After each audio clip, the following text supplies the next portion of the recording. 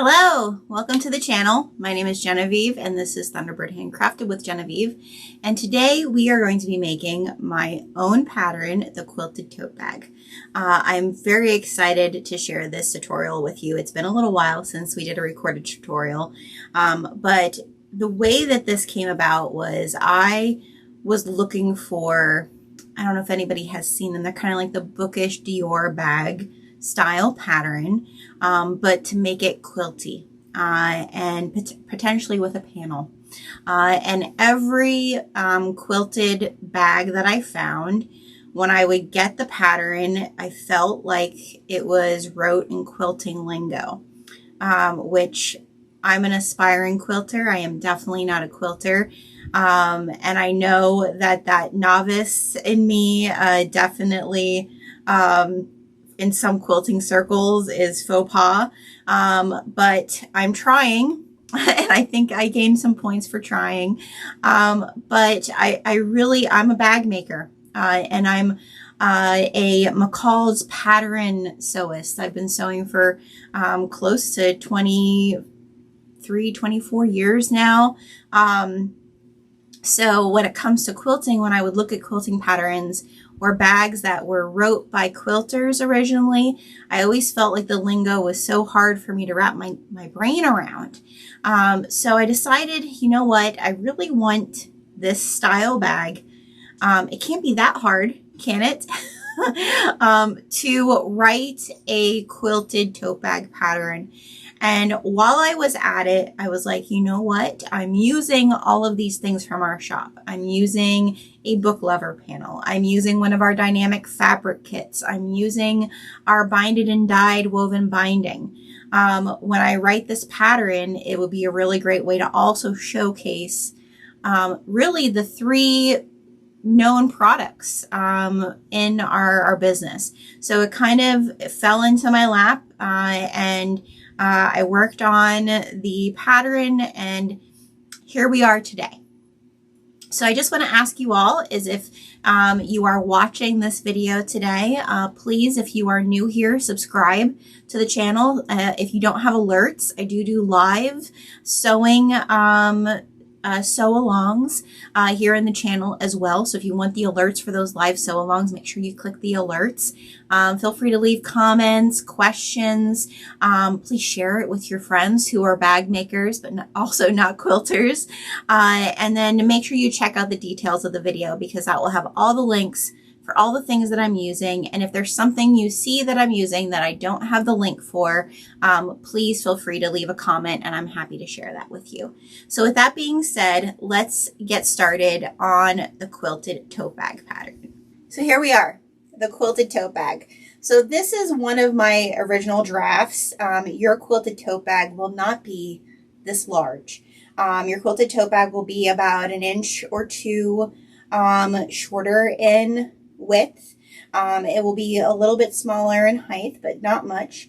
The depth will be pretty much the same. And the reason that is because, again, like I said, I was like, wow, this will work perfect for our dynamic fabric kits. But because there's half-yard cuts of dyed fabric, I wanted to make sure that if you wanted to use dyed fabric for the lining, for the base, or anywhere else, that you'd be able to do so with that width.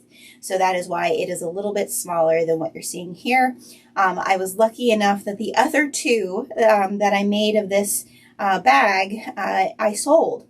So I also think, because if you've watched any of my other videos here on the channel, you know I really want to help you sew things that also sell.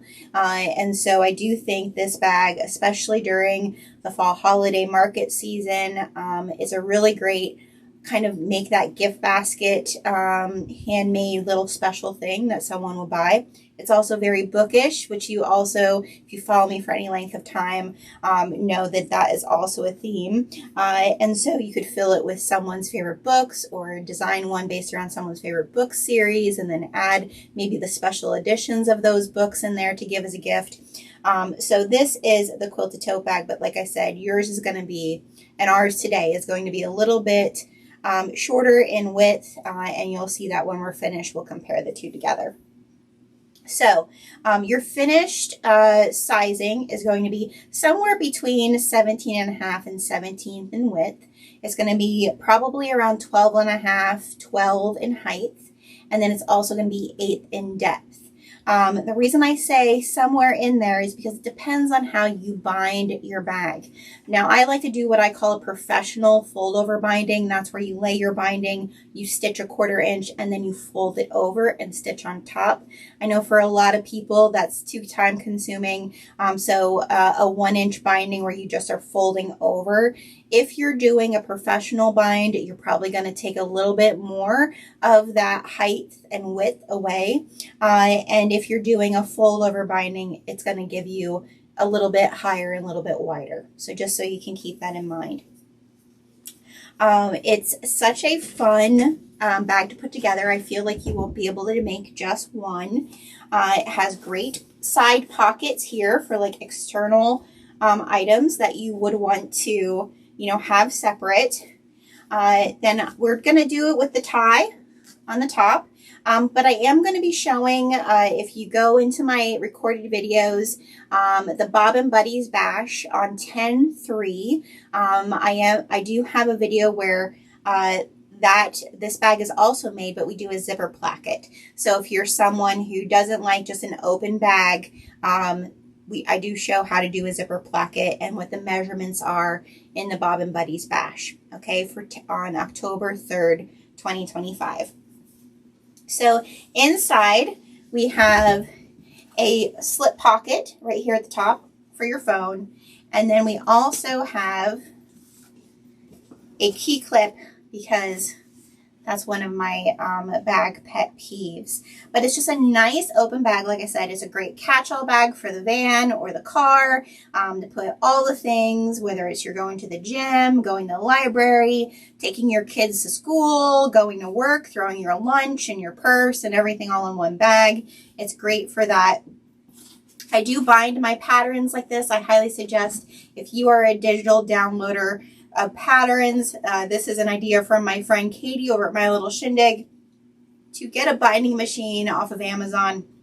I'll put a link in the details for you to bind your patterns. This makes keeping your patterns organized so easy. So the link to download the pattern is in the details for you as well. And I am just super excited to see all of the different ways that you design your quilted tote bag. And let's get to it. Okay, so we're over here on my cutting table. And I also forgot to reference in the very beginning, we are actually going to be doing this bag with a vinyl base. Okay, so we're going to be sewing this on my industrial sewing machine today, which I have a Sailrite Fabricator. But this pattern is wrote to be domestic friendly, and I'm going to share throughout the video how you can make sure that this is domestic friendly for you as well. And I've sewn several on my domestic, and then I've also sewn some on my industrial. But I wanted to show how you can switch out different types of fabrics in different areas of this bag to either give it more structure or maybe to have less, and also to be able to sew it on a domestic machine. So first thing you're going to need is obviously your pattern. I'm a person who prints out my patterns. I know some people keep them on their iPad. I'm an analog baby. You know, I still can't get rid of the paper. So you need your pattern. Then there are no pattern pieces for this pattern. If you would like to see us do templates for this pattern, please put in the comments that you would love to see templates. If I get enough of people that are interested in templates, then I will definitely look into doing that for everyone. So first thing we're going to talk about is our top panel. All right. So I have a video that's pinned right here for improv piecing. So your side pieces to your main panel, you can improv piece. You could improv piece this entire top. In the pattern, I do have the measurements for the entire top, as well as I have the measurements to do the sides and a center panel. This center panel is what we call in my shop a book lover panel, and it comes with 2 panels and then 40 inches by 18 inches, so it's a 1/2 yard piece of sailcloth canvas.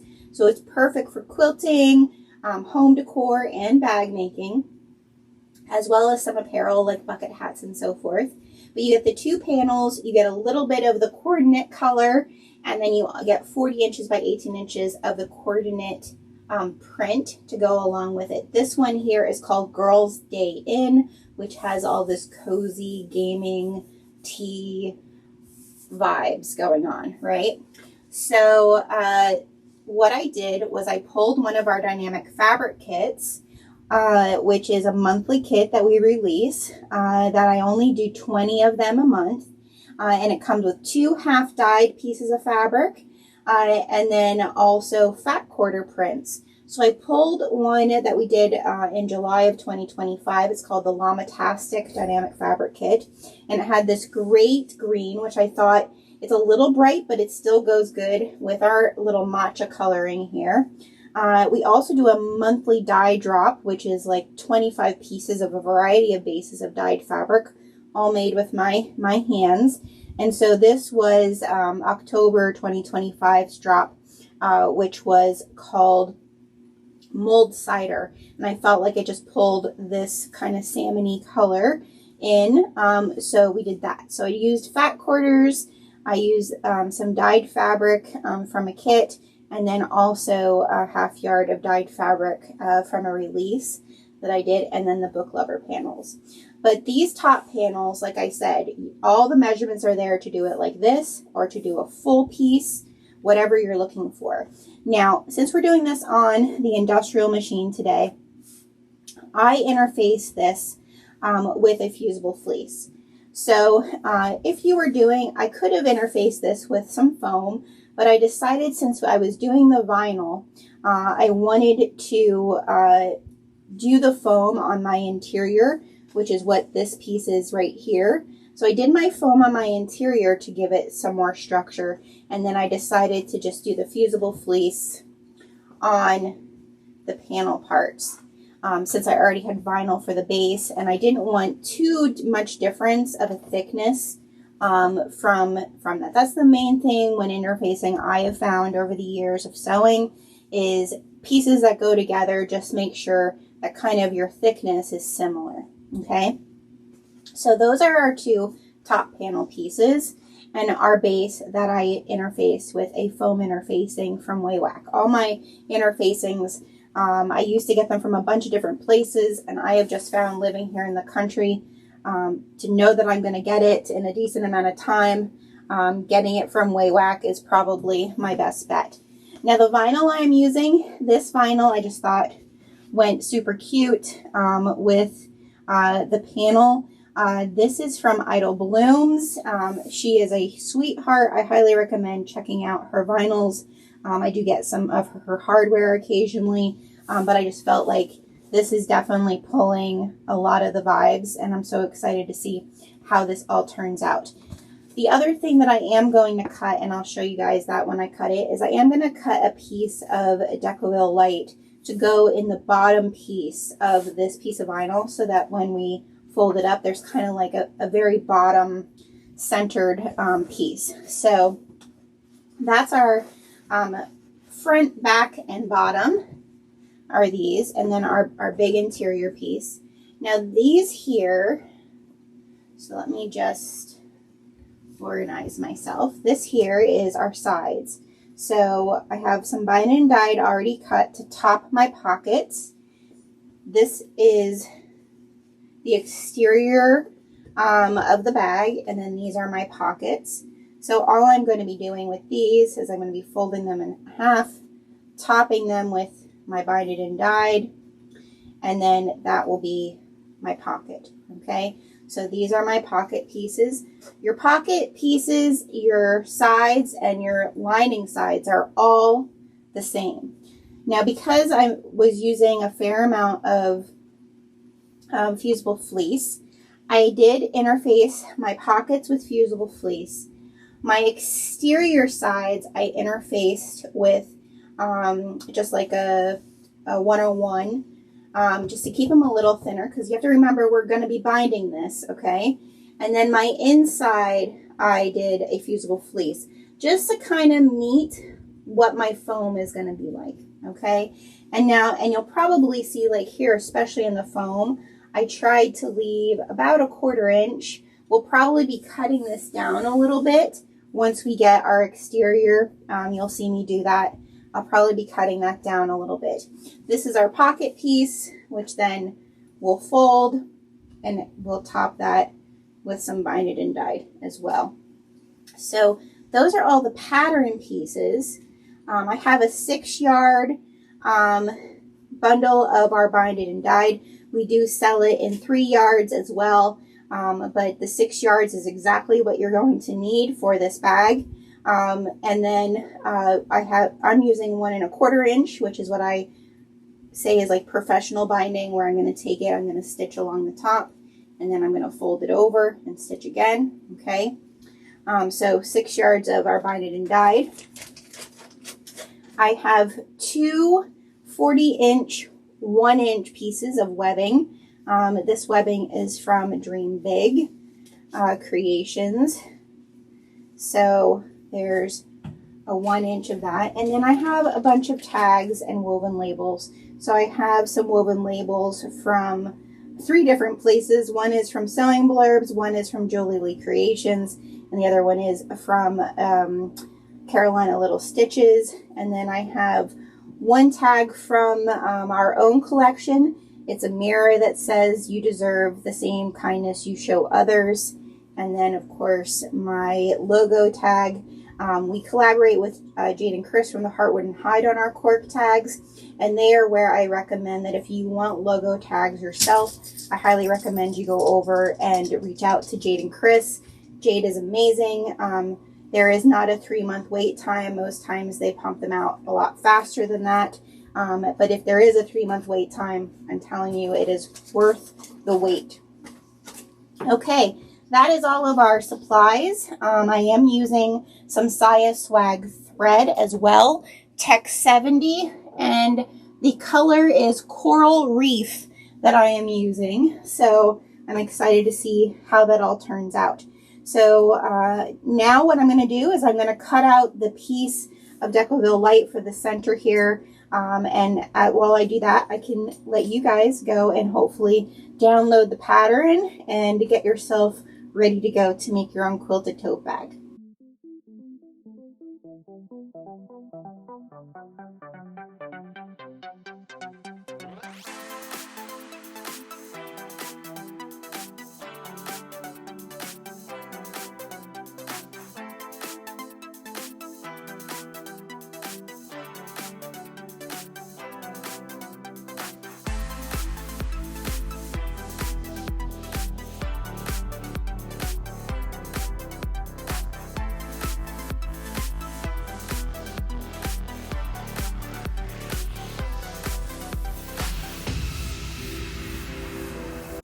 Before we head over to the sewing machine, we're going to prep our top panels. Okay, so after you've gone and watched my improv piecing, again, like I said, you do not need to do this. This could be 1 full piece, or you could choose to do a panel and 2 full pieces. Okay, you do not need to do the quilting part. This is just for those of us who are aspiring quilters and want that quilty look. So now the first thing we're going to do here is we are going to find our center marks. We're going to find our center marks on the top and the bottom of these panels. We do not need the side center marks because we're going to be adding these to our base, but we do need our top and bottom marks. So we're going to be clipping those, just small clips, not big ones, okay? Just so we can see it. You could mark it with your marking pen if you want. But it's easy to just fold it in half and find that center mark. Then we're going to take our webbing, our 2 40-inch pieces of webbing, and we're going to get some double-sided tape. Now, I use the heavy-duty double-sided tape from Sailrite. Whatever your machine can handle is what I recommend. But we're going to get 6 inches, 4 of them. So I'm just going to come down through, find my 6-inch mark, and clip it.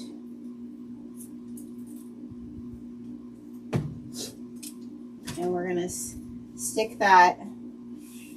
You always want to lay them out so you don't have a twist, okay? So I'm going to lay it here, 6 inches, and then from there I just kind of judge it like so.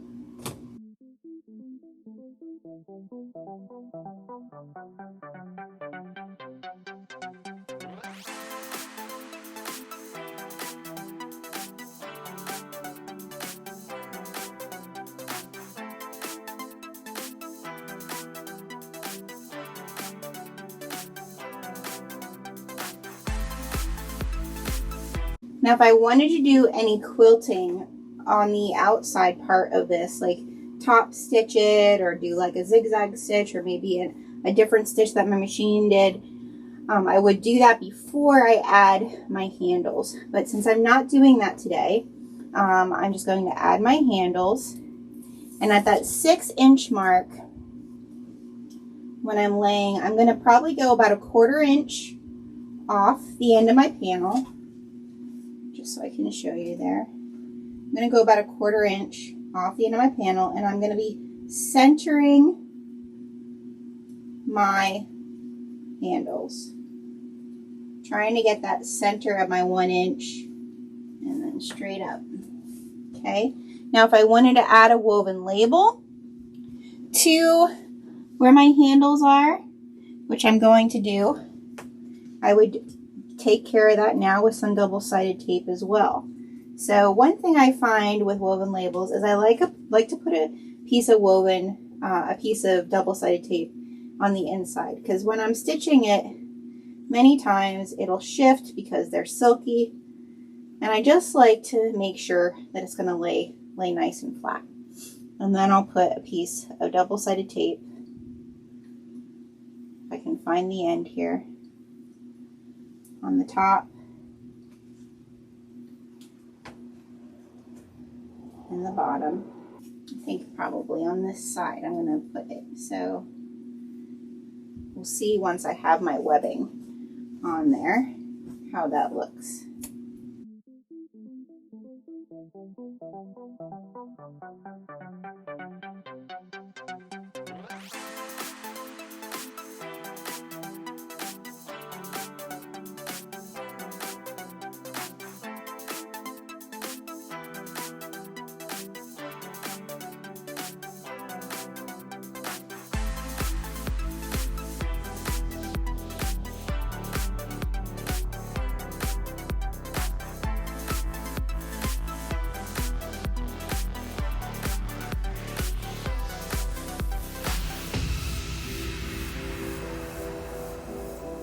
Okay, so now we're ready to take this to the machine and stitch them. If you need to mark your 6 inches up from the bottom, mark that, okay?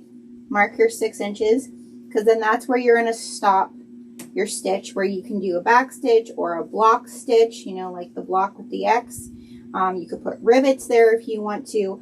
I am just going to go up to there. I'm going to back stitch, and then I'm going to come down, okay? All right, so we're over here at the machine. Just some FYIs and reminders. Make sure that you have oiled your machine. If you are using a domestic or industrial or domestic, both needs oiling. Remember to do that. Also, just a little PSA, if you haven't changed your needle in a while, now is the time to do it. I don't change it every time I start a project, even though that's what's recommended, but I do try to remind myself at least once a month to change out my needle. It does make a huge difference on the timing of your machine and when you're doing different projects. All right, now we're just going to do a top stitch of these. So I'm going to set one to the side here, and we're going to start this one. And again, I'm just going to do 1/8 of an inch top stitch. I do a 5, size 5 width stitch. That's what looks nice, I feel, on my Fabricator, but you do whatever you feel is nice on your machine.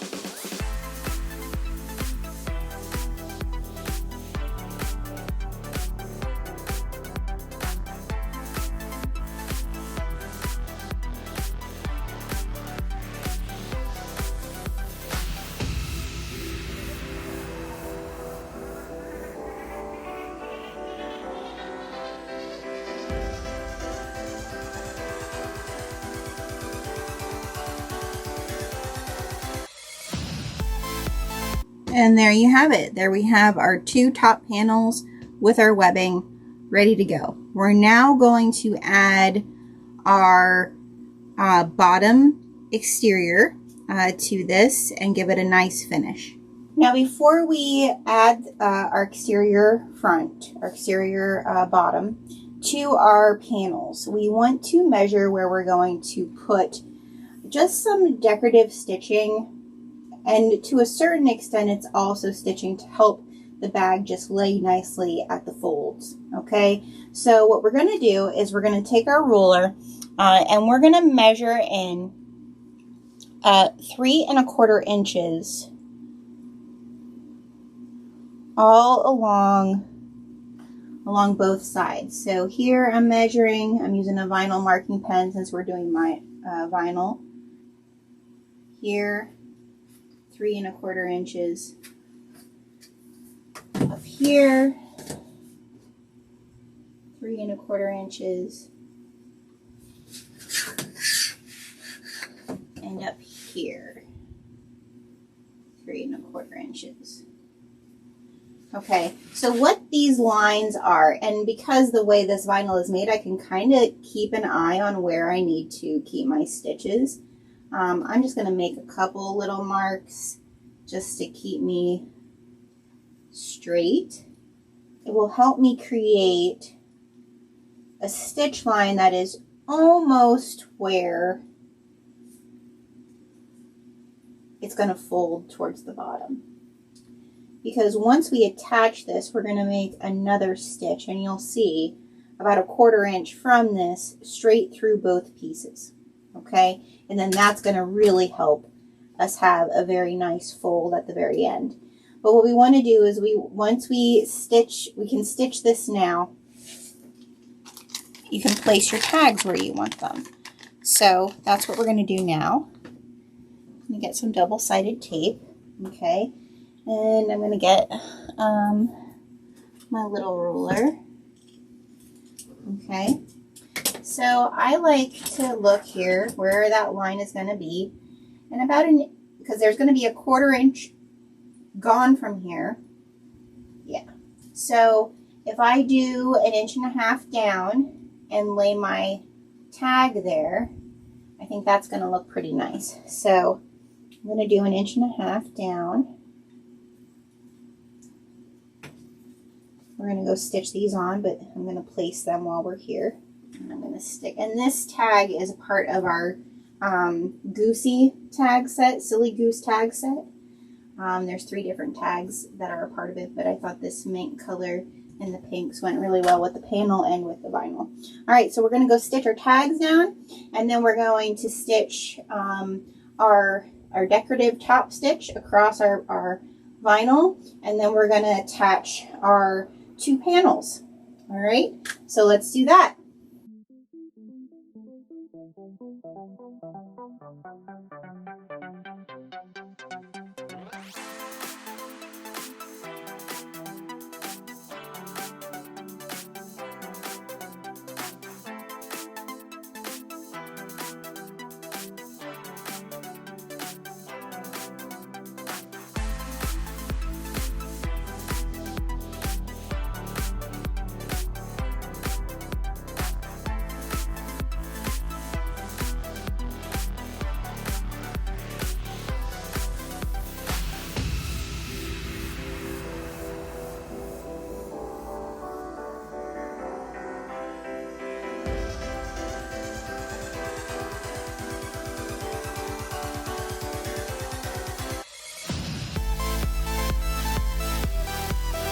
Now that we got our tags on and we got our decorative top stitch done on our exterior bottom, we are now going to add our panels. So this is where you want to decide, depending on, you know, which one you like the best, which one's going to be what you would call your front and which one you would call your back.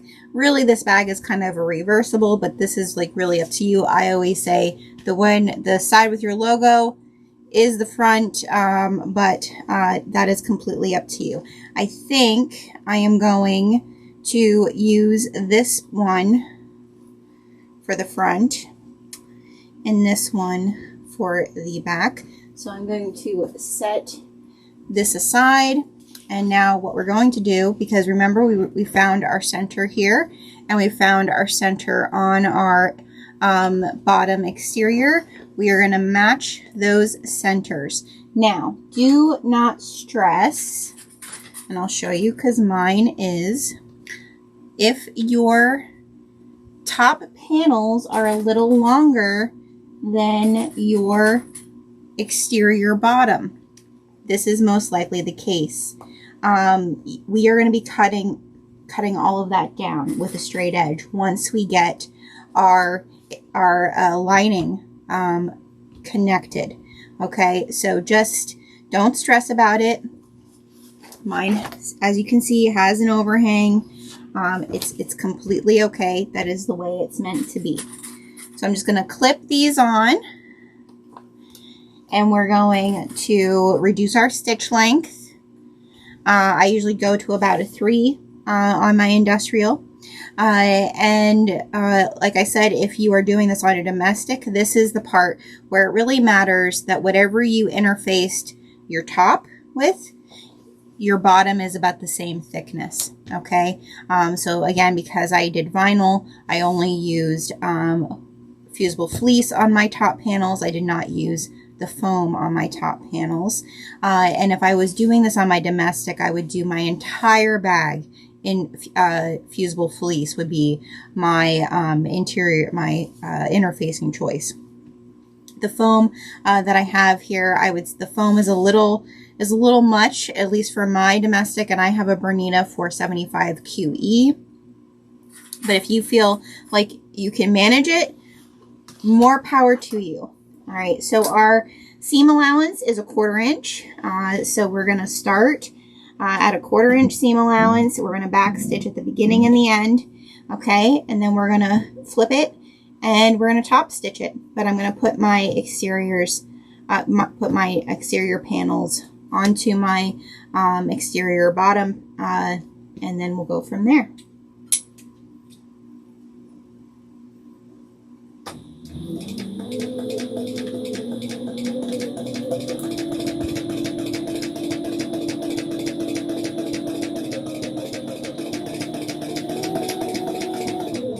Something I like to do when I get to my webbing is I do like to back stitch where my webbing is attached. Okay?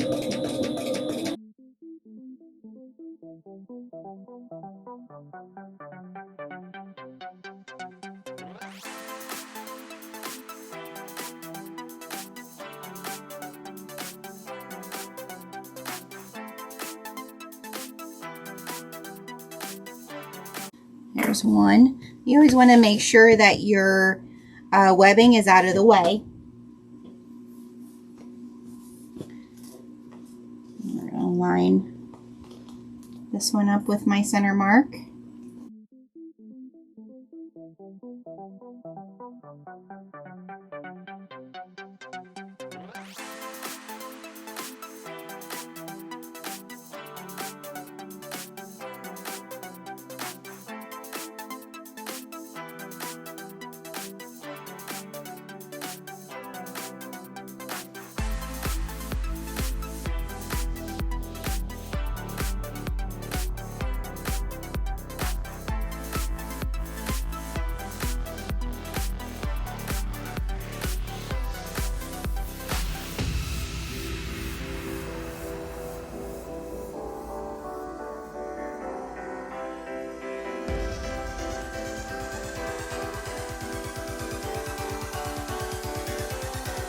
Okay, now that we stitch those on, we're going to flip out our panels.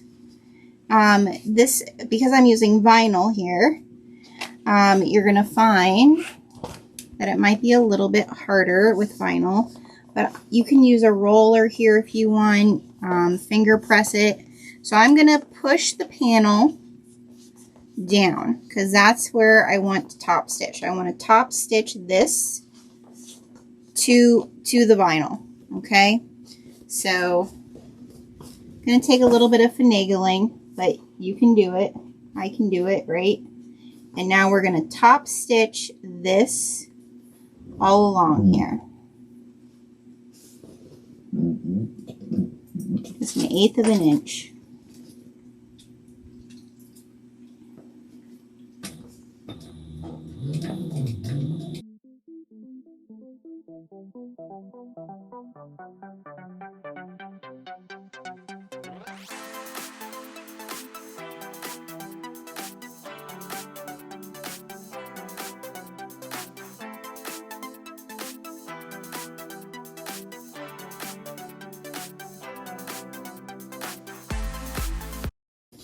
And there we have it. We have our exterior panels onto our bottom exterior. Next, we're going to work on our exterior sides. So what that requires is, if you are binding the top of your pocket, you're going to need your pieces of binded and dyed. I just eyeball these. I usually go about 1/2 inch over the edge. So that's what I would encourage you if you want to bind the top of your pockets on the exterior. That's what I do. You have your 2 pocket pieces. Okay, I have those interface with a fusible fleece. And then you have your 2 exterior sides. I have those interfaced with a 101 cotton interfacing. So the first thing we're going to do is we're just going to do the pocket part. So the pockets, all you're really doing is one of 2 things. You're either going to fold it this way, okay, and then have this be your bottom, okay, and then you do not need to do any type of binding across the top, or you're going to flip it like what I'm going to do, and this is going to be your bottom where your fold is, and this up here is where you're going to be binding. Okay, so whatever direction you want to do is fine. I just really like how it looks when you do a binding, and it also gives you another place to add a woven label.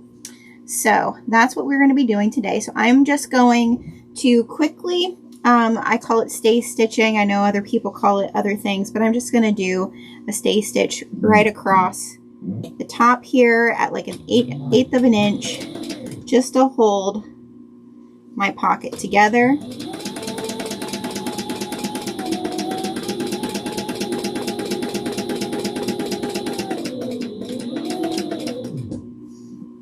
And I'm going to do the same with the other one.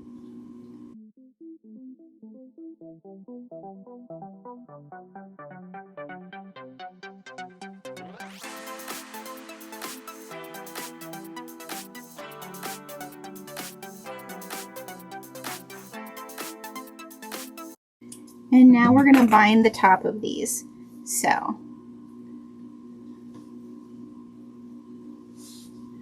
I'm going to use some double-sided tape. Reach over and find my thinner stuff I had over there for the tags. So I'm just going to put a piece of double-sided tape down right across the top where my top stitching is. Okay, on both of those.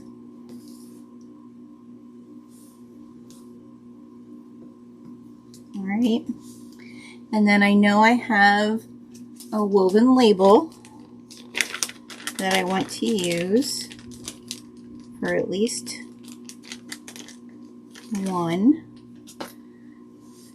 Doesn't matter which, but this one, I don't know, that one has the extra line. Do I do it here? Choices, right?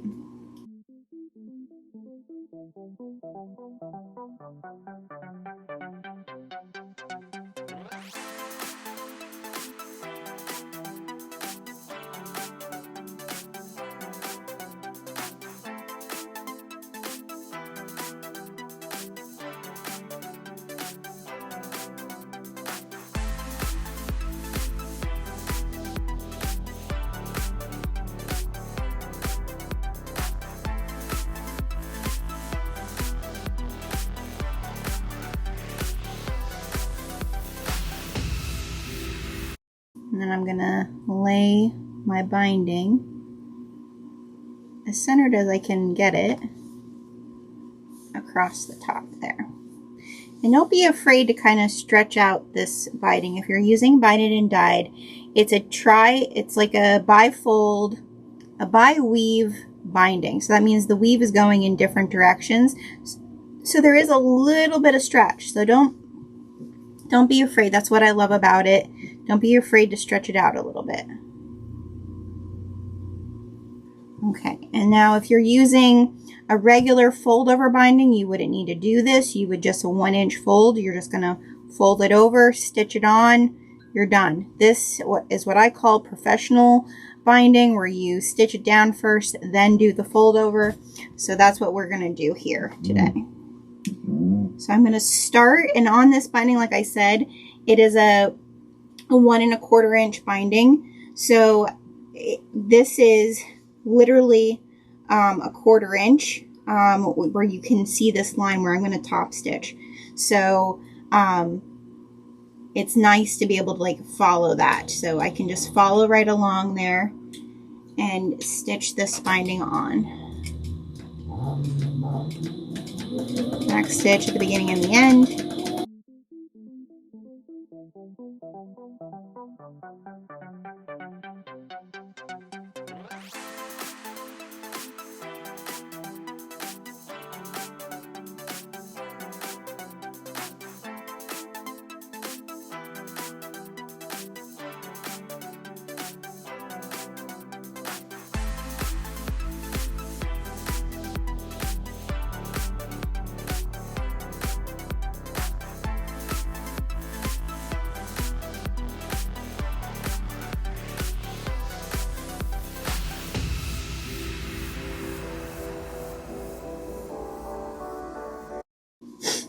Okay, so now all I'm going to do is I'm going to take this. You could put another piece of double-sided tape on here if you wanted to, but you don't have to. I usually just like to clip it.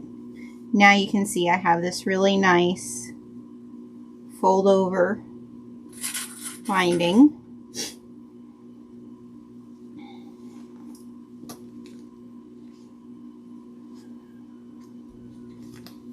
That will cover my stitch in the back. Alright, and now I'm just going to do a double top stitch on both of these, I think. We'll see. Maybe I'll do just one. If I was doing it and not trying to keep this video short, I guess I would double top stitch. So, just for aesthetics. And there you can see how nice that looks. We'll clip off. We're going to finish those ends. They're not going to stay there, but you can see how it creates just a nice stitch across the top. And I just feel like it gives a more finished look than just regular fold over, but I get it. If you don't want to do this, you don't have to. I will say that topping your pockets like this with binding, doing a fold over binding like this, a professional binding, definitely helps you when you go to bind bags. So if you're someone who doesn't like when the pattern says that there's binding involved in the inside, I highly recommend playing with your binding to top pockets and so forth to practice, because it helps. Okay, so there we have our 2 exterior pockets. Now what we're going to do is we are going to add them to our exterior sides, but not before we find our center. So we want to find our center mark on the bottom. You really don't need your center mark on the top, but you can do it if you want. It's really not necessary, but you do need it on the bottom. Okay, so I found my 2 center marks on the bottom. You're going to do the same with your pocket. Okay, so I'm going to find my center mark here, and with it being interfaced like this, I usually just do a little clip. Okay, so there's a little clip there. I can see where that center is on the bottom, and then I'm going to line that up like so and clip it in place. Same way with this. And I'm going to find the center just by doing a little clip.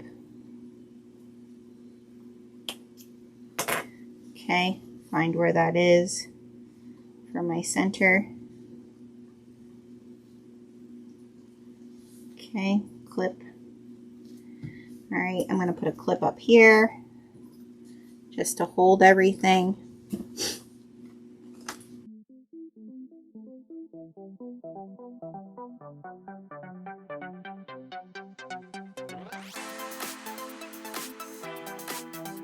We need to get our interior. All right, so our interior, we also want to find the bottom center mark. Okay, so there's my interior.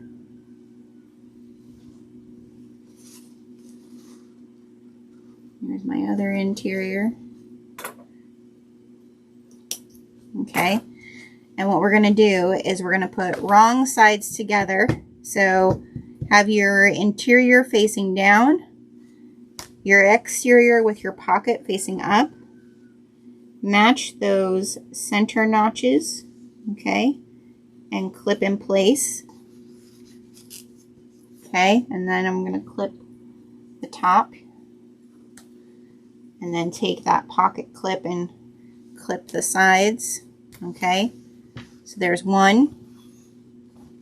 Again, interior side facing down, wrong sides together, exterior with pocket, find your center, clip, clip, clip, and then make sure we're lined up at the top, and clip that. Okay, so now what we're going to do with these is we're going to stay stitch all 4 ways all the way around, just 1/8 of an inch. You just want to make sure that everything is connected together. Okay, and once we're done with that, we're going to round our corners. And there is a piece in the pattern of a circle. I'm going to show you what I use, and you're welcome to do the same.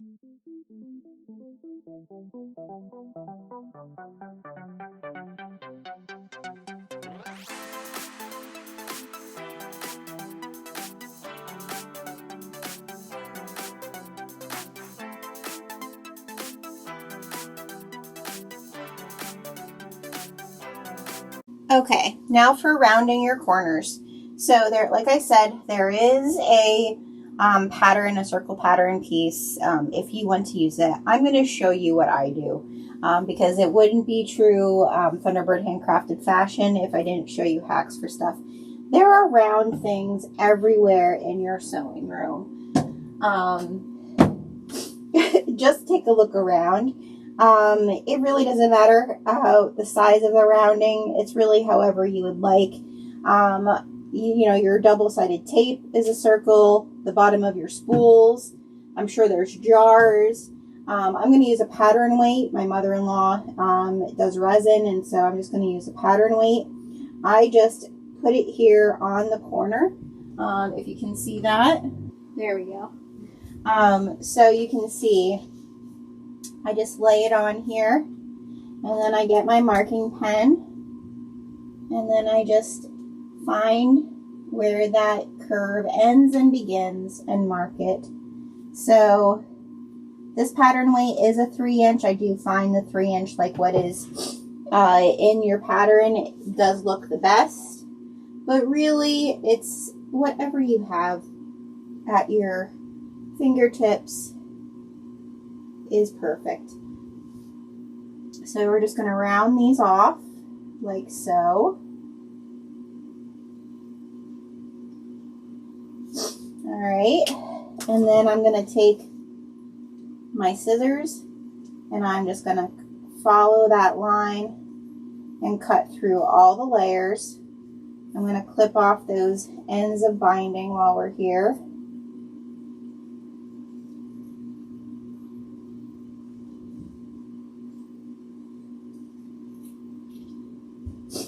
Okay, so there's one, and I kind of just looked that I have it in the same location.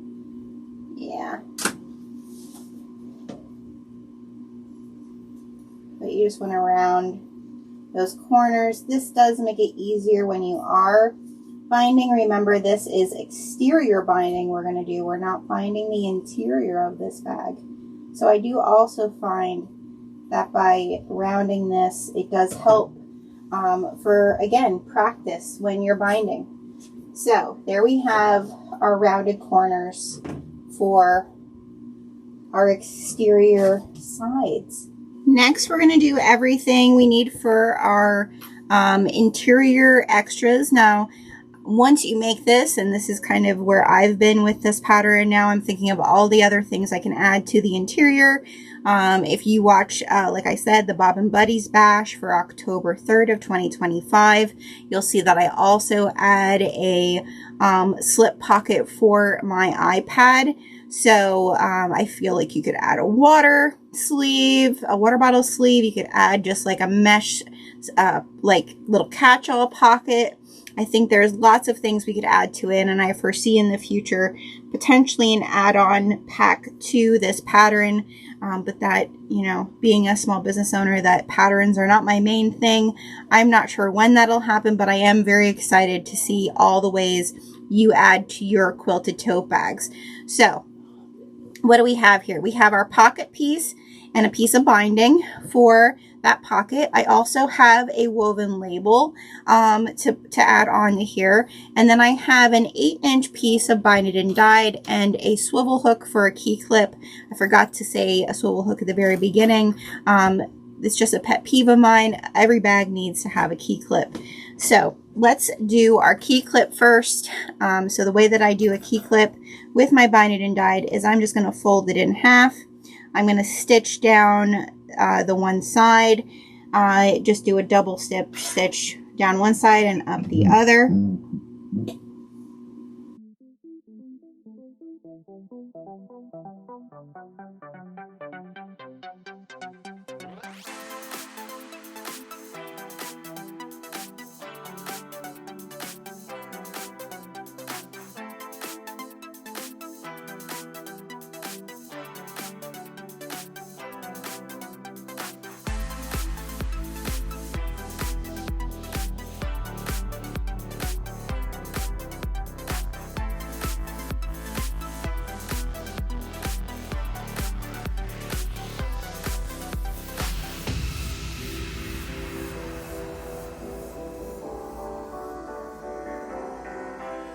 And then for our pocket, I'm going to put my woven label on first, because this is one of those woven labels that you have to stitch it down from here. So I am going to first find, because this is going to be the top of my pocket, I'm going to find my center here so I can measure down how far I want that.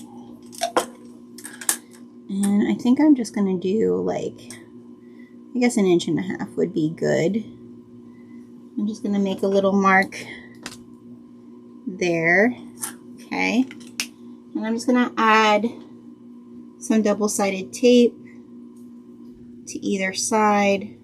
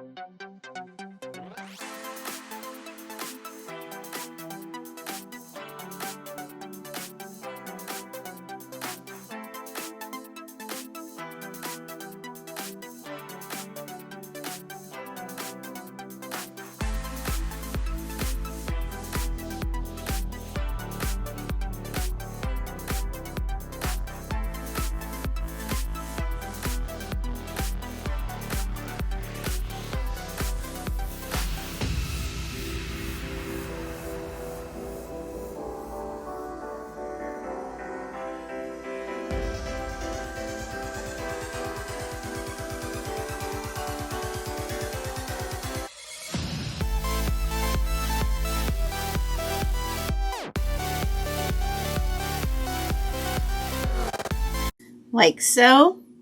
Now I'm going to fold right sides together. I'm going to add a little clip up here, like so. And I'm going to do a 1/4 inch seam allowance from the top to the bottom. I'm going to back stitch at the top and the bottom as well.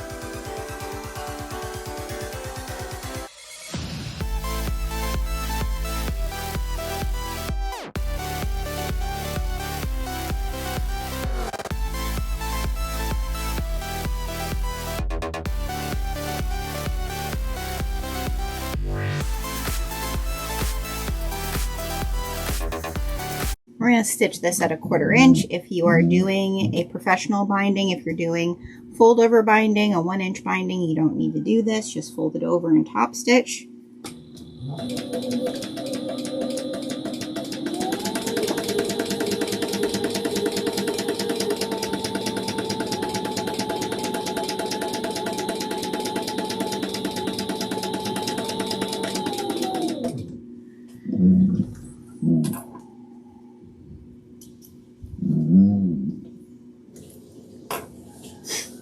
Okay, since this is going to be a finished edge, now what we're going to do is we're going to fold in our corners.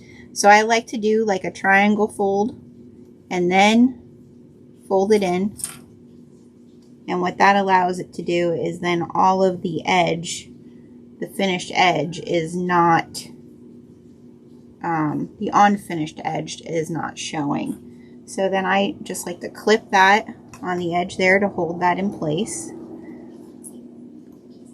And then I'm going to do the same thing here. So I'm going to fold it almost all the way up, triangle wise, and then fold in, okay, and then fold it over, okay. And this end I just kind of hold for myself, but I want to make sure that my other edge, so this way I'll show it to you again. So I'm just going to clip that one, right, on this edge. We'll do it again. All right, so we're going, let me see if I can get you a little bit more close too.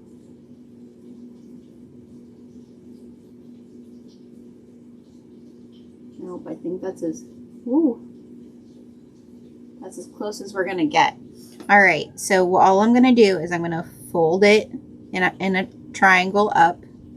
Then I'm gonna fold it in so that my finished edge of my binding is what's butted up against the finished edge. And then I'm gonna fold that over so that it's nice and flush, and then you get a nice little nubby end here so that it all looks really nice and finished. All right, so now, and you could put, if you wanted to, when we go to put this on, you could put rivets. It allows you then to have an end here that can have rivets, but you can still top stitch everything. So we're gonna just top stitch this straight across, catching that back.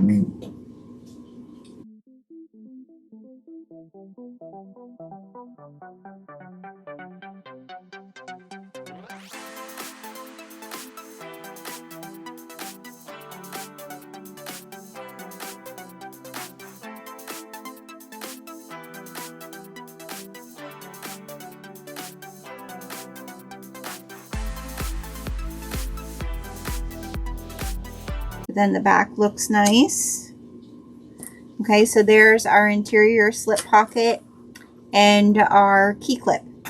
What I really love about doing binded and dyed for the clay clip instead of webbing is the thickness that the binded and dyed isn't super thick. You're not going over a huge jump when you go to bind this, or even when you're doing it in a regular bag. It's because it's cotton, it's not a super thick jump to go over. So now we're going to get our interior, and we're going to line these where we want them, like line them up where we want them, and then get them stitched on before we sandwich everything together to be able to put our sides and get it ready for binding. So we now have our interface with foam interior. Okay, remember, depending on where you're sewing this and what you're sewing this on, play with what your interfacing is. Because I'm on my industrial, I know I can get the foam and handle the foam. If I was doing my domestic, I would probably interface this entire thing with fusible fleece.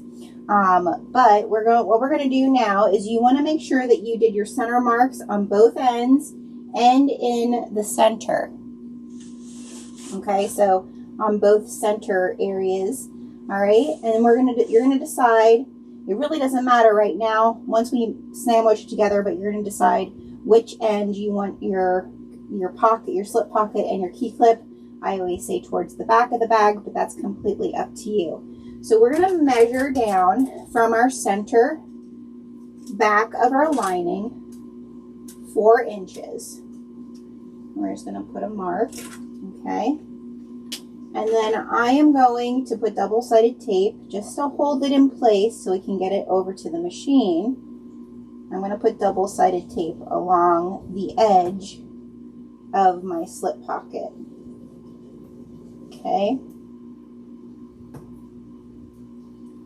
Now, if you have a long arm quilter or you really want to quilt your interior piece, you totally could do that if you wanted to. I am choosing not to do that today, but you could totally quilt this entire inner part. If you look at some of the different ones that have been done, you'll see that some people did opt to do that, and it does turn out really gorgeous.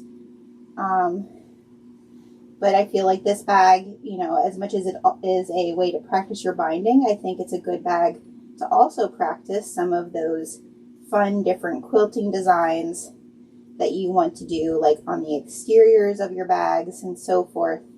And the bag is forgiving enough and scrappy enough that you could do that.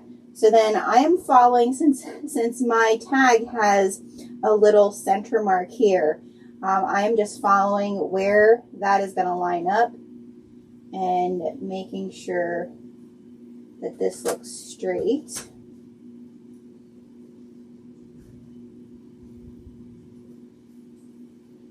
And that looks pretty good. So I'm going to push that down so that tape sticks. Okay. And then your key clip, this is really up to you where you want to put your key clip. Like I said, it's a pet peeve of mine. I like to go in at least 3.5 inches to 4 inches. So I'm going to go in, let's see, I think I'm going to go in 4 inches here. I'm just going to make a little mark there for my key clip.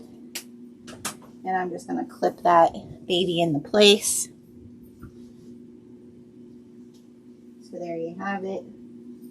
And I'm just going to top stitch that down with a stay stitch. And now we're going to take this over and we're going to top stitch this pocket down before we then come over and get our exterior sandwiched to this and make sure everything is lining up. Okay, so let's go stitch this on and get ready. We're getting close. We're getting close. This is where this can get a little cumbersome. It's good to have a nice long table because it is a fairly big piece that you're working with now. So we're going to just stay stitch our key clip on, and then we're going to top stitch our pocket.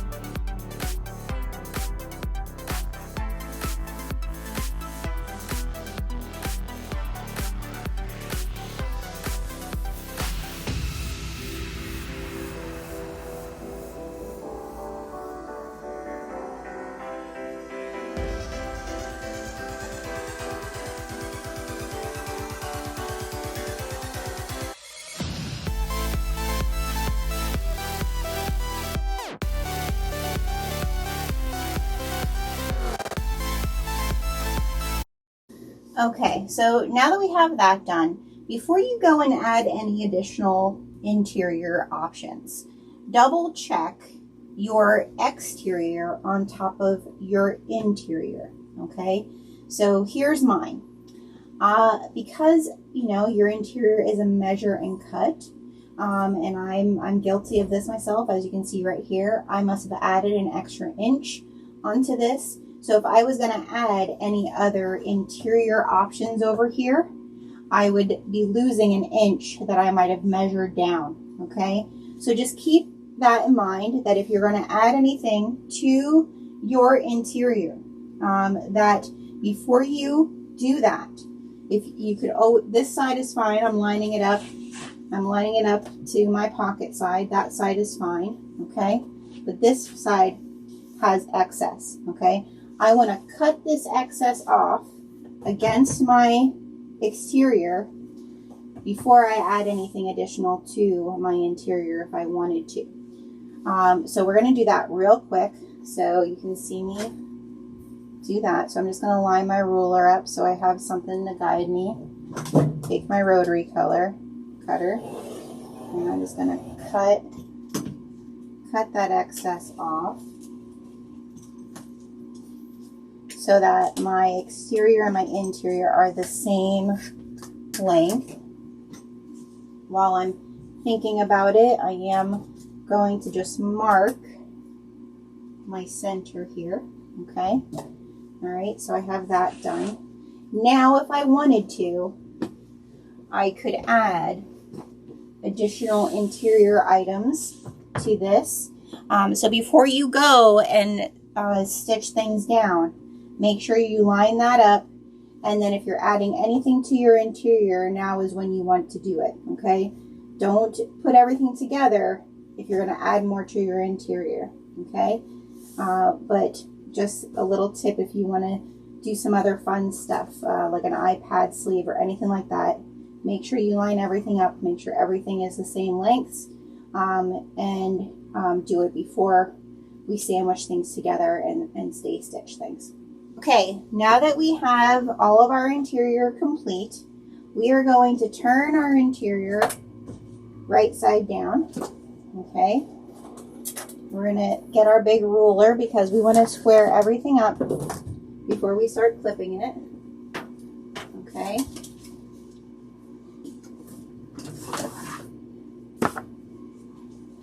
And we're going to go get our exterior. We are going to find our center marks. You're going to see for me I have a little bit of an overhang of my panel. So I want to cut that down. So I'm going to just move this back. Yeah, I'll do it this way because I think that'll let me do it, and then I'll just flip it around. So I'm just cutting off that excess lining right along straight, like a straight edge, right along where my vinyl is, because that's my excess.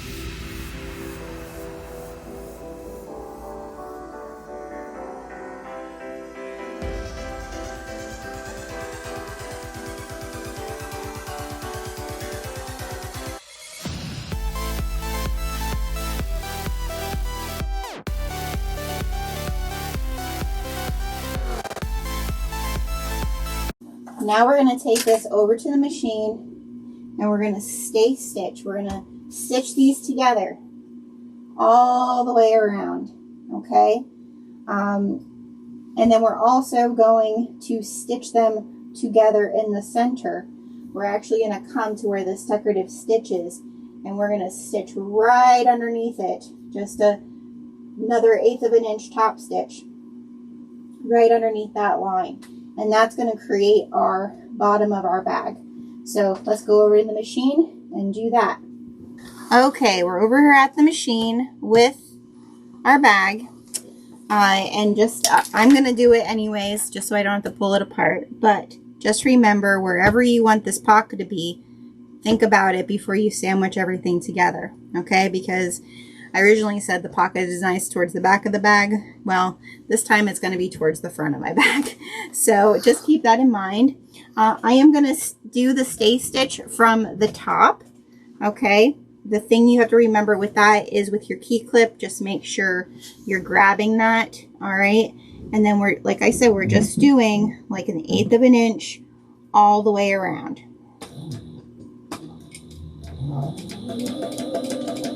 Just to hold everything together. And this is where it's a little big and bulky. Also make sure that your handles, your webbing is out of the way.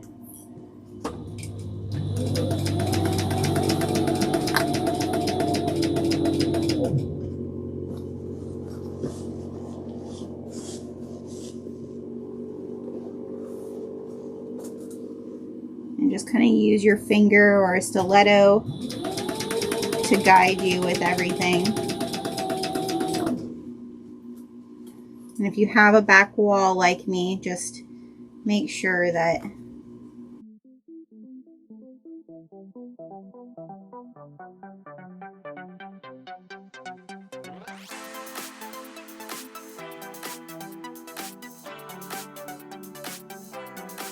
all right, now we got the whole thing stitched all around the outside, okay, but like 1/8 of an inch. We want to now stitch a top stitch where our top stitch that we did, that was a couple inches down at the very beginning, that just decorative stitch. We're now going to go just under that and do a top stitch across through the entire thing. Okay, and that's really going to make this sit really nicely. So you'll have a really nice structured bag. No matter what base you choose, this part is really important because it just kind of solidifies everything together and it really makes a nice base. So we're going to just top stitch right underneath. And I usually just I use a narrow foot on my Sailrite. I'm just allowing my outside of my narrow foot to follow that original decorative stitch that I made. Okay.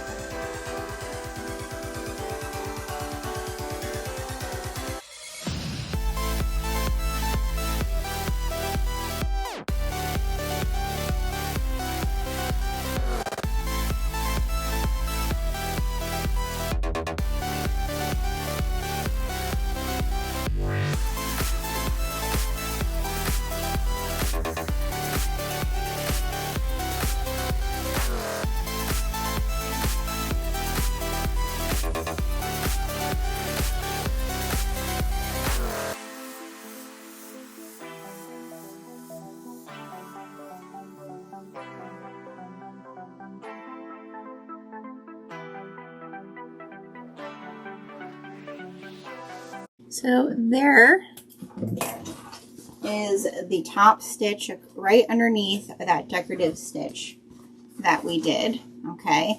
And you'll see on the opposite side, it's creating that nice bottom that we need for our tote to lay super nice, okay? So next steps are going to be adding our sides. So we're going to go over to the table and I'm going to show you what we're going to do there. All right, so because we bind this from the outside, all right, from the exterior, not the inside, we're going to lay our main piece flat, exterior side down, and then we're going to get our side panels, our sides, and we're going to line them up with our center mark. And just so you know, if you had to cut down your interior or even your sides, you might have lost your center mark, so you might need to find those again. So just be mindful of them, okay? So I'm going to find my center mark, and I'm just going to clip that like so. This is where it becomes a little bulky, all right? So again, this is why if you are using a domestic, I would highly recommend fusible fleece. Foam along with vinyl might be a little too much, okay? And maybe you only use fusible fleece on one piece and not even your pocket if you're doing on a domestic. Again, the more you make them, the more you'll know what works best for your machines. So now what we're going to do is we're going to just do one side at a time. So I clip that on the bottom with 3 clips. Now I'm going to come and meet my top here, okay? And this is where that stay stitch really comes in handy because, again, remember, we are going to be binding this from the exterior. I need more clips here. All right, so I'm just going to clip this down.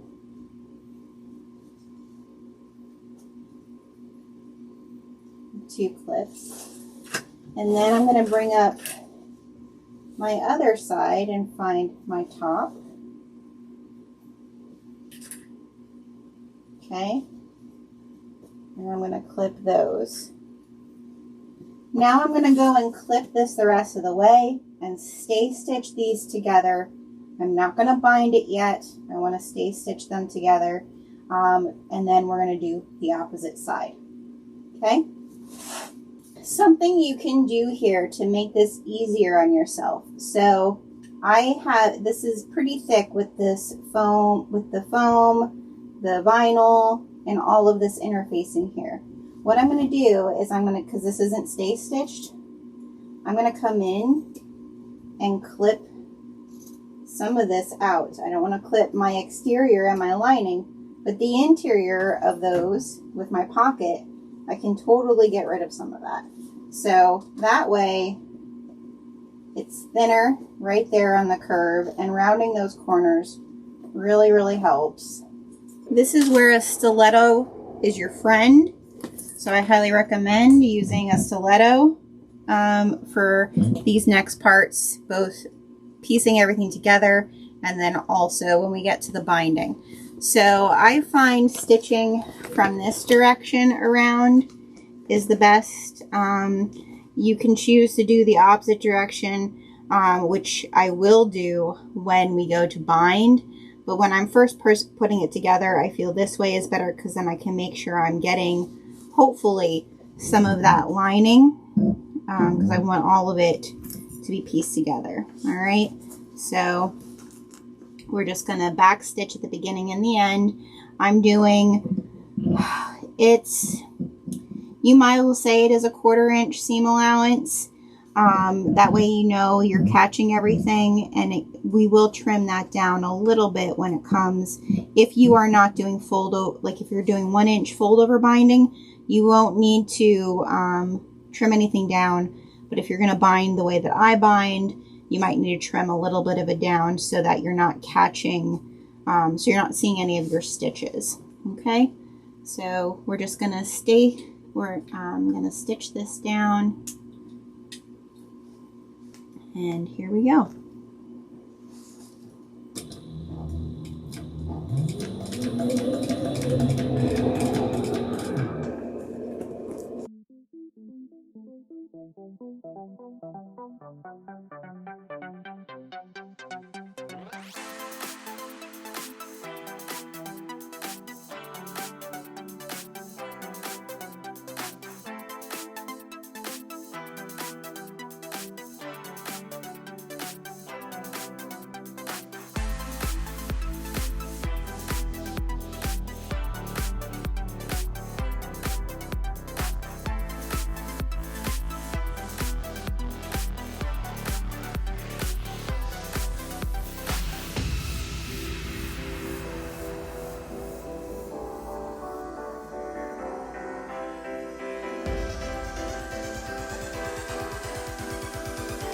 So there is one side of the bag stitched on. All right, we still have to do the binding, but at least it's stitched. So now we're gonna do the same thing over here that we did on the first one.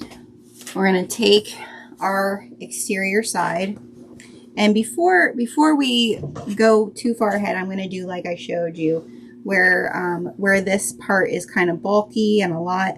I'm just gonna clip that out of my pocket area. I'm just gonna find my center mark right there.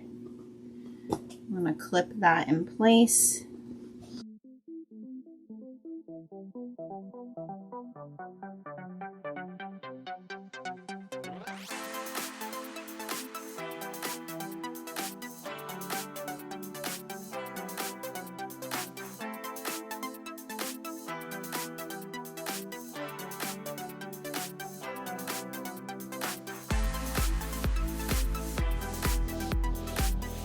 Now we're going to do this side. We're just going to stitch a 1/4 inch all along from the pocket side.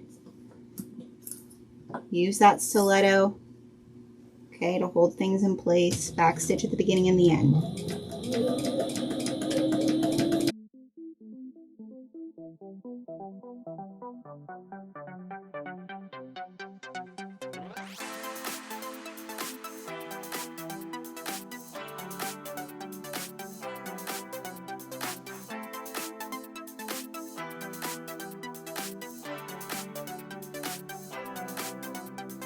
And there you have it. We're ready to get our binding on. So now the next stage is, if you are going to do ties at the top, we're going to make those. If you are doing a fold over binding like I am going to trim up some of my edge. I'm not going to go past what I just stitched, obviously. But I'm going to just clean some of this up just so that I don't have a super bulky seam to wrap my binding around. If you're doing a 1 inch fold over binding, you probably don't need to worry about it if you did a 1/4 inch. You know, I'm gonna try to clean mine up so that it looks nice. But we're gonna make our tie, and then we're gonna get all of our binding put on. So that's our next step. It's turning out so fun and pretty. I'm really excited. So when it comes to binding, again, you can use any type of binding. You don't have to use our binded and dyed. This is what I prefer using. I've tried all the bindings. Making it yourself is a lot of work. And then it's an unfinished edge.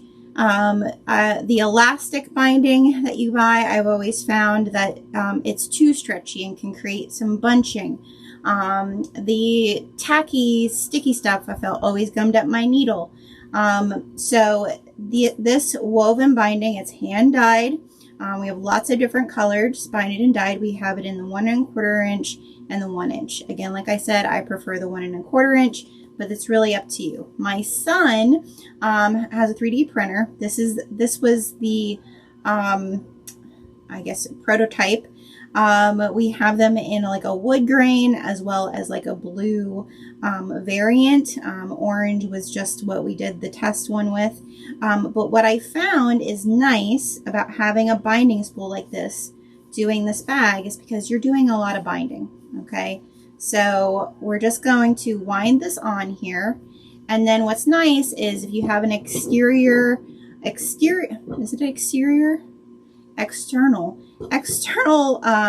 spool holder, it'll fit onto that, and as you're binding you can have your binding on spooling. So you need the 6-yard piece of binding, and at the very end, after we're all done clipping this and knowing how much binding we'll use, we should have enough. If we didn't go crazy with pocket binding and stuff like that out of the 6 yards, you should have enough to be able to fold it in half and make your tie for the top.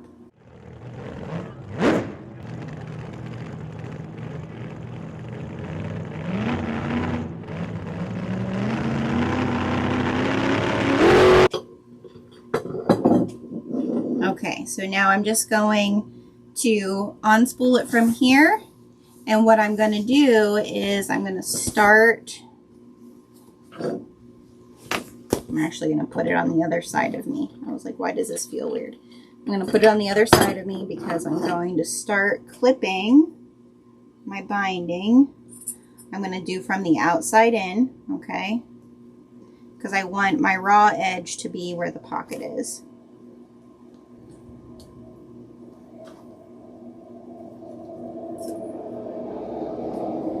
And I'm just going to clip it all the way around. Like so. And like I said with this, don't be afraid that when you get here to the corners to kind of give it a little stretch. It does have a little bit of stretch, and if you do that, you won't get bunching you know, anywhere else. It's meant to stretch a little bit. So just, you know, pull it kind of nice, stretch it.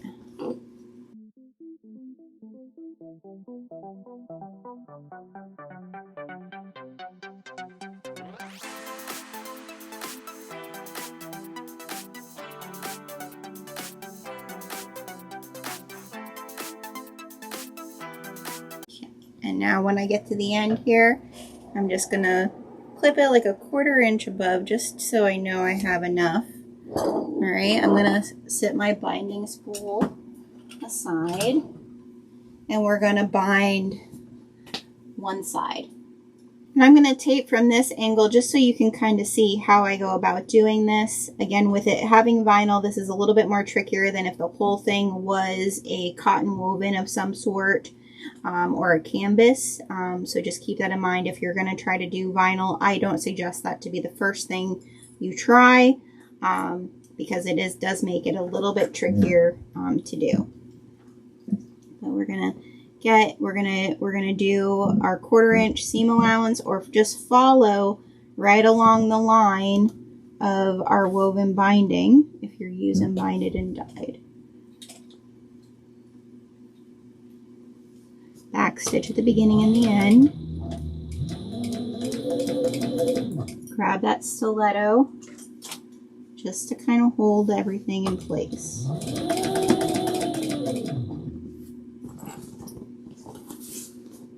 And you can squish your bag now. Don't be afraid.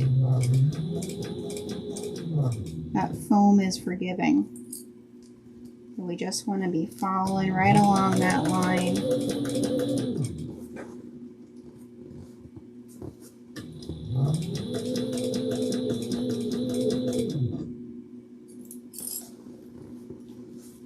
When you go to move, just make sure that your needle is down.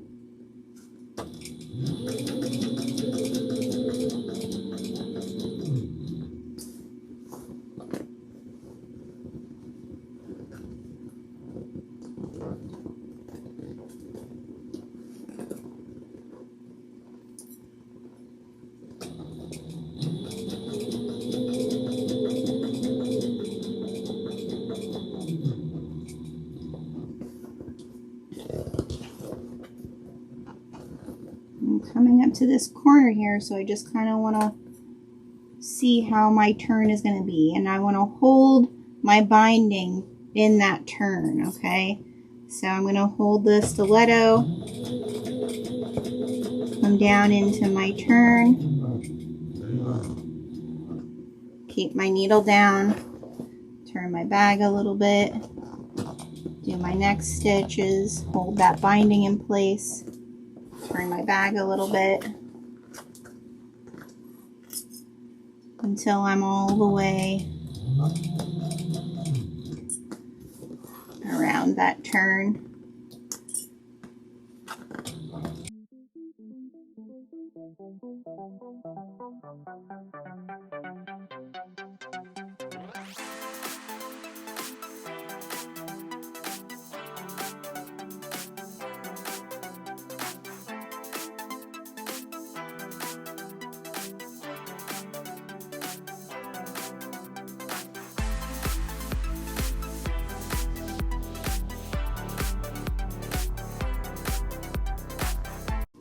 Okay, so you can see I have a little bit of excess here at the end.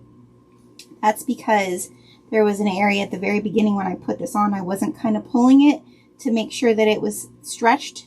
So I have a little bit of an overhang there, which is completely fine. But just keep that in mind that as you're binding, you want it, when you're clipping it, you want to pull it that it's taut to whatever your project is, because there is a tiny bit of stretch. Okay, now that we have the binding stitched on, I'm going to look at where I seem to have a whole lot that I have to fold over. So like down here around my turn, I have a lot. I'm going to just kind of clip that. Don't clip your binding, but like clip that out of the way. I usually like fold over my binding a little bit and I see like, okay, this down here, that's going to be a lot that I need to fold over. And I want to make sure I'm catching my stitches, right? And if I have all that, or catching my binding on the other side is what I'm saying. So if I have all that, it's going to be a lot harder to catch. So I'm just going to go around underneath my binding and clip that all the way around. This is why if you're just doing the 1-inch binding, you'll have a little bit of a wider bag than what I'm gonna have when I'm all done here. But I just like the look of this, and it's really just whatever is your personal preference. Okay, so I'm gonna come over here and look at this, because everything is stitched together now. I don't have to worry about anything coming apart. The main thing I just have to watch is that I don't clip that binding at all. Okay, so there's that. Now what I'm going to do is I'm going to be folding it over like so and clipping it. So I have this nice edge on the one side. And I'm just stretching it over. When I get to my corners, you know, I might need to do a little finagling, like make a little fold or something, but it should all line up pretty nicely for you. On the bottom here, because we do have a little bit of thick stuff happening there, just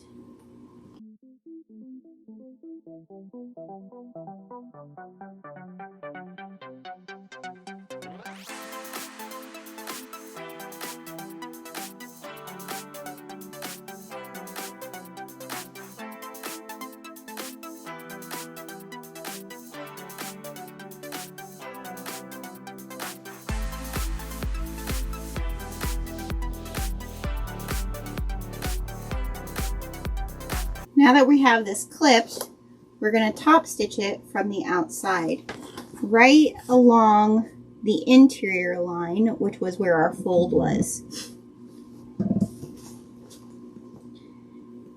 And I'm just going to do about 1/8 of an inch And again, your stiletto is your friend, okay? I can't stress that enough. And I'm gonna actually follow right along the line because I know I'm gonna catch the back of this, and I want to catch enough that it lays really nice. So it's about 3/8 of an inch in from the edge here. All right, and we're gonna do a nice top stitch. I am gonna back stitch at the beginning and the end just to secure it.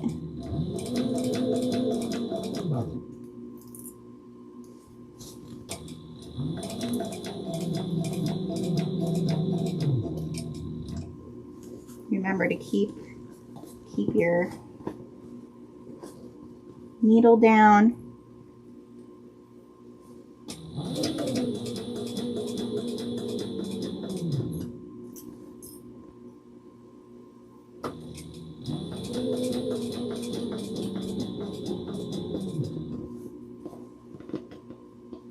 It's almost stitching in the ditch.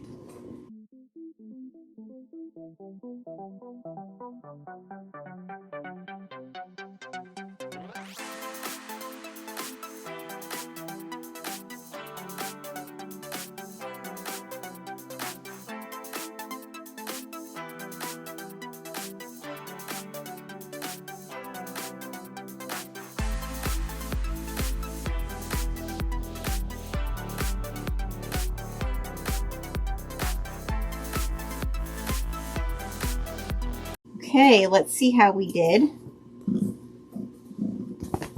Did well, except for here in this corner. I'm not happy with that. So I am going, that one looks good, but this corner here I feel like needs a little bit more kind of pulled tight there.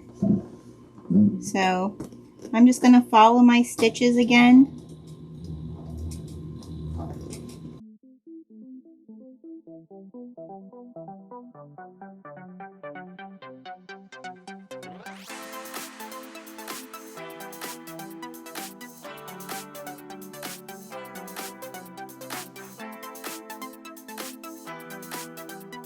All right, so that's what I'm going to do for the other side.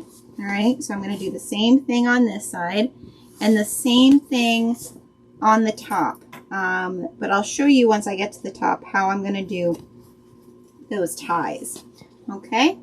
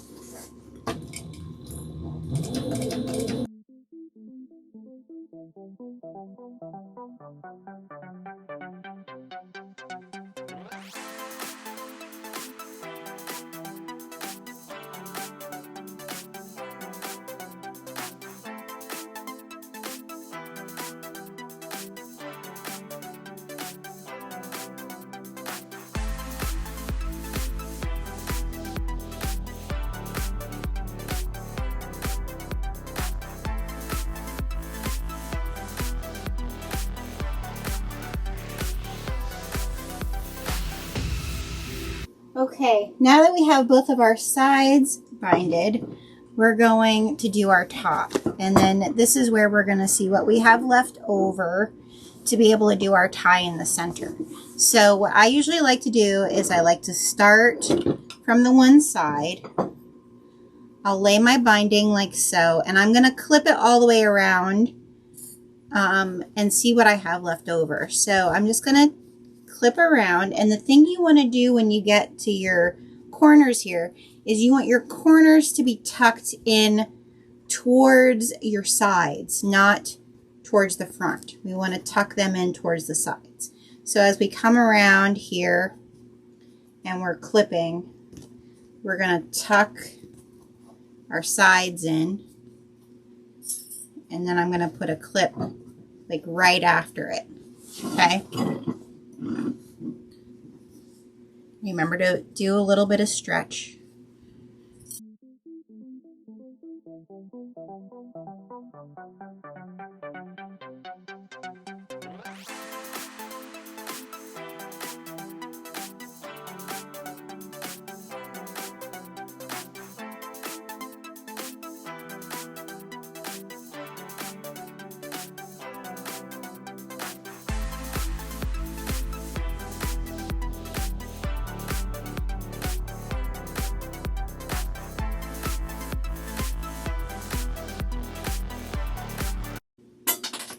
Throw in clips.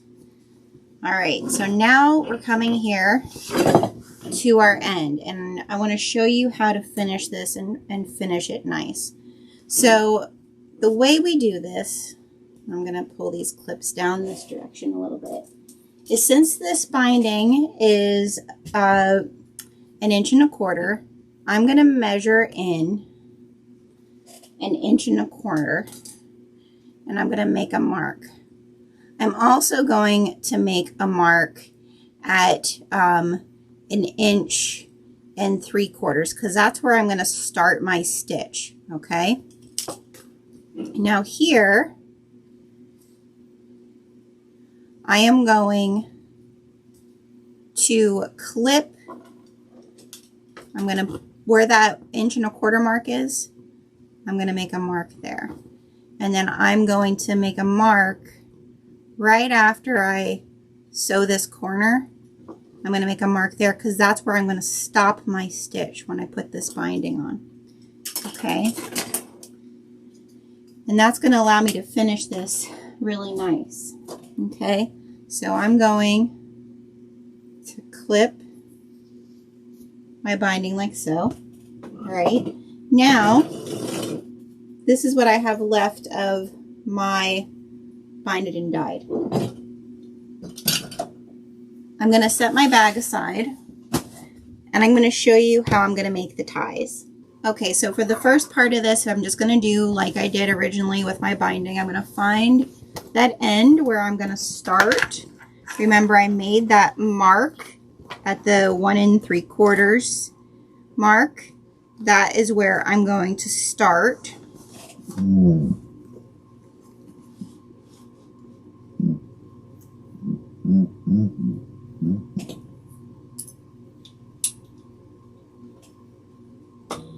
And I'm gonna back stitch there. And I grab my stiletto again. And I just want to go all the way around the top of my bag at the 1/4 inch mark, remembering that at each of these corners I'm gonna hold my binding in place with that corner pushed in towards my sides. When I get past right where that binding ends, that's where I pivot. Okay, so now I'm going to make sure all my strings and whatnot are out of the way. And now I'm going to pivot, and I'm going to hold that binding in place. And I'm just going to keep going straight down.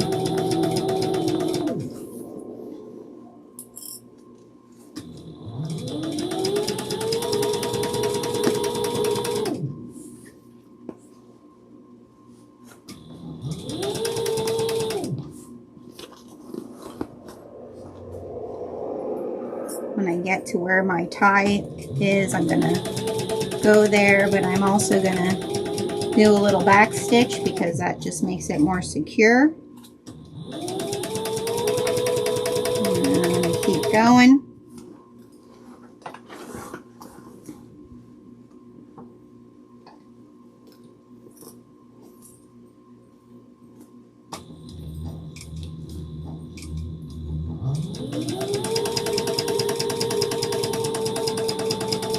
All right, remember right where that binding ends. Now I'm going to pivot. Remember, my binding needs to be turned in towards my side. And then straight across.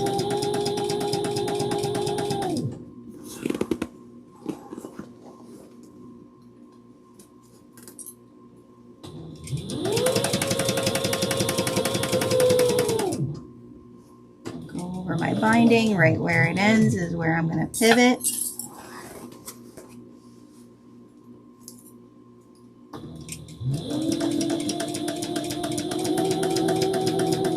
Make sure all your strings are out of the way.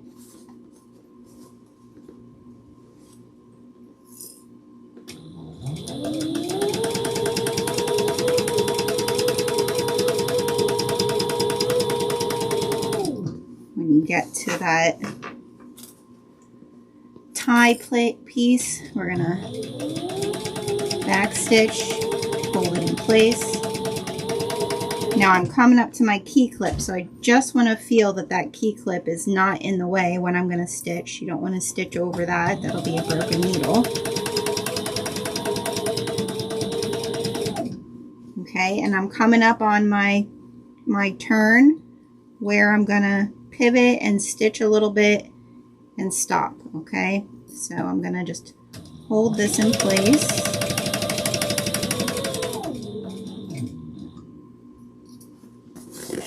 Turn. And now I'm gonna do my back stitch after this. So I'm gonna go up a couple of stitches and I'm gonna back stitch, stop. Okay, so now I'm gonna clip my threads here and show you how we finish this, so that when we turn it, we have a nice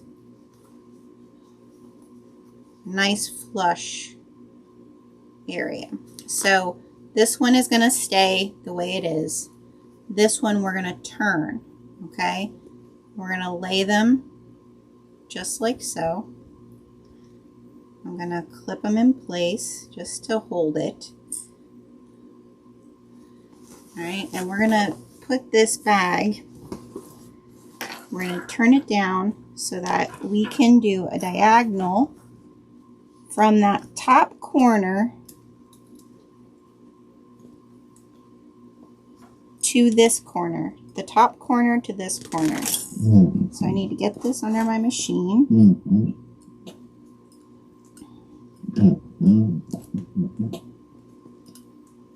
And I'm going to make sure I have a smaller stitch length for this. And I'm just going to do a diagonal right across like so.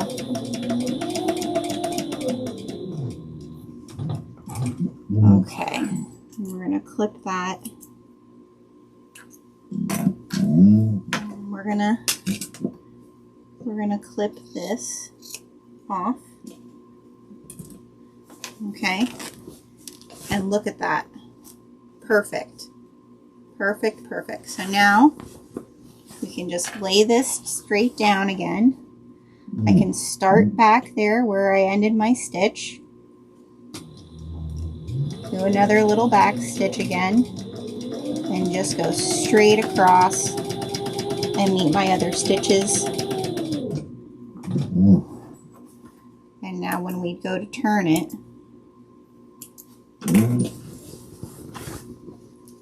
it's going to be perfect, seamless, going to look really nice. Okay, I'm going to just turn this all around, clip it, and we're going to top stitch it, and we're done. All right, we have ourselves all clipped all ready to go to top stitch this baby. Now you're going to do the kind of the same thing is we're going to want to make sure we're kind of in the ditch. I usually don't go all the way in the ditch, but especially if you have some foam in between here, you want to kind of make sure if you're doing the fold over that you are kind of in the ditch. If you're doing the 1-inch binding, you know the drill. I think of that. If not, I'm sure there's plenty of other tutorials. Like I said, I like the look of this fold over method. Okay, so we're going to start right in one of our corners like we normally would with any other bag. And we're just going to top stitch all the way around, making sure that when we do, none of our like tassels or webbing or anything like that is in the way. And we're not back stitching because we're going to pull it through.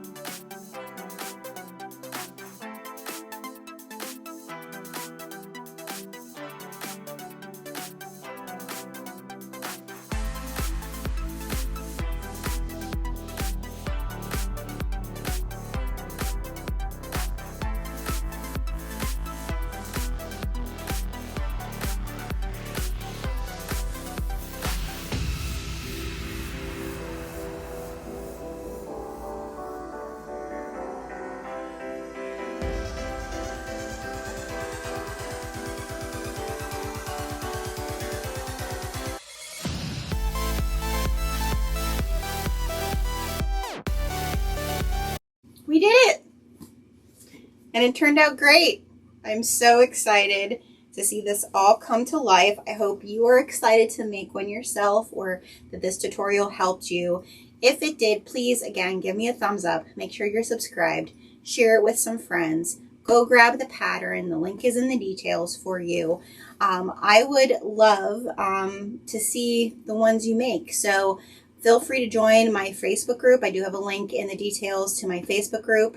And then also feel free to tag me over on Instagram. I'll put my handle here so that you can go follow me over there. That's where I do daily stories and things like that. Make sure you set alerts if you want to join me for live sews. And I'm going to pin here again. If you want to do the improv piecing sides, I do have a video that's strictly about the improv piecing portion, about what improv piecing is and how to start doing it. I do feel like it's like the gateway drug to quilting, and it allows you to kind of to release the whole thought process of like, I need to follow a pattern. It's a really good creative mojo booster as well. If you're just looking for something that like, man, I'm in a sewing rut, it's a good thing for that. Also, I'll pin here the Bobbin Buddies live sew with Jade from the Heartwood and Hide Co. and Katie from My Little Shindig, where I do a zipper placket for the top. So if you don't want to do the tie tag in the center. But I'm just really excited to see the ones that you create. I hope you will grab the pattern that is in the details and share with me in the comments like what you add to it. Did you add like a cup holder on the inside, or maybe a mesh pocket, or a place for your laptop? Because this will hold.